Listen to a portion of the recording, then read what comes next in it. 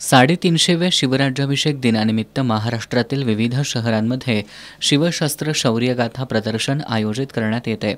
लंडनहून आणलेली वाघनखं ही या प्रदर्शनाचं मुख्य आकर्षण आहेत। कोल्हापुरातील राजर्षी शाहू जन्मस्थळ लक्ष्मी विलास पॅलेसच्या ठिकाणी हे प्रदर्शन आजपासून सुरू होणार असल्याची चर्चा होती।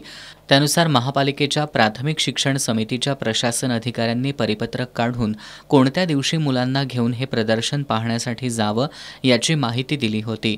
त्यानुसार महापालिकेच्या शाळांमधले शिक्षक विद्यार्थ्यांना घेऊन प्रदर्शन पाहण्यासाठी आज सकाळी लक्ष्मी विलास पॅलेस परिसरात दाखल झाले, पण तिथं पोहोचल्यावर शिक्षक आणि विद्यार्थ्यांना प्रदर्शन अजून सुरू झालं नसल्याचं सांगण्यात आलं।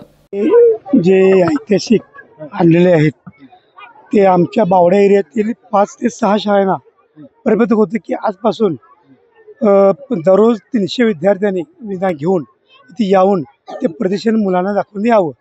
त्यामुळे आम्ही आत्ताच आलो। आत्ता समजा की अजून काही तयारी चालू आहे, त्यामुळे आम्हाला थांबा असं सांगण्यात आलं आहे। आम्ही थांबलो। बघू आता मग तेच आता मग परत घेऊन जायला लागणार। मग यांच्याकडून काय निरोप पुढची तारीख येईल तर मग घेऊन यायचं विद्यार्थ्यांना।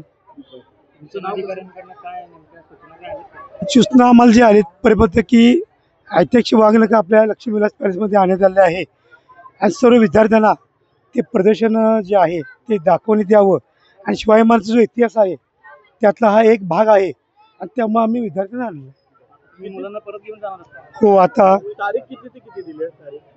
आज आमच्या शाळेनं आजची तारीख होती। तारीख किती शाळा होती? आज एकूण 6 शाळा होत्या, ते आमची एक शाळा आहे। आमची महापालिकेची मनपा राजेशाहू विद्या मंदिर ही शाळा आहे। हे प्रदर्शन कधी सुरू होणार हे शासकीय पातळीवरून अधिकृतरित्या जाहीर न करणं, महापालिकेनं परिपत्रक काढताना प्रदर्शन नेमकं कधी सुरू होणार आहे याची खात्री न करणं या सावळा गोंधळामुळं आज महापालिकेच्या विद्यार्थ्यांना मात्र नाहक त्रास सहन करावा लागला।